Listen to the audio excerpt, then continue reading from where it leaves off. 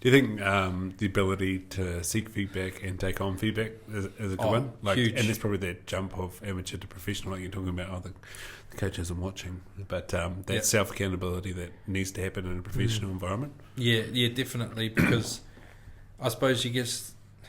and I would talk about it a lot. Like, I've talked with a few different guys that I've played with that have transitioned out, and they're all in like leadership roles, or they own their own businesses and that kind of thing, because you're kind of set up to do that. You've got the skills to do it through a professional career, especially if you play for a decent period of time. Like, you develop these skills, and what they find is that so many people that they deal with have never been told that they're not good enough.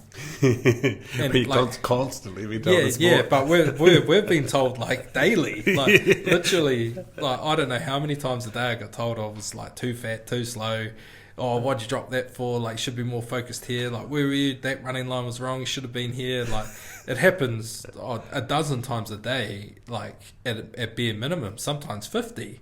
Like, so you're used to hearing that all the time, and then you process it and move on. So it's like, okay, I hear that, and I think it's a skill that a lot of the younger players are struggling with now, and coaching's kind of changed. It's not as old school as it used to be when I started. You just got told, like, if you're not in the right position, you got told, and it was all good. Senior players would be like, "Oi, swings," and it was blunt and it was to the point, but you learnt quick. You know, you're like, okay, that's not where I need to be, so I better fix that, and you kind of move on. Where now it's like, you can't say that anymore. Like, and you're like, well, why not? He's not in the right place. And it's like, oh yeah, but you've hurt his feelings now, and now his like confidence has gone down. Now, I understand we need to be more mindful, but in terms of that high pressure environment, when like you're thinking Super Rugby games. I look at the All Blacks game the other night. We went there and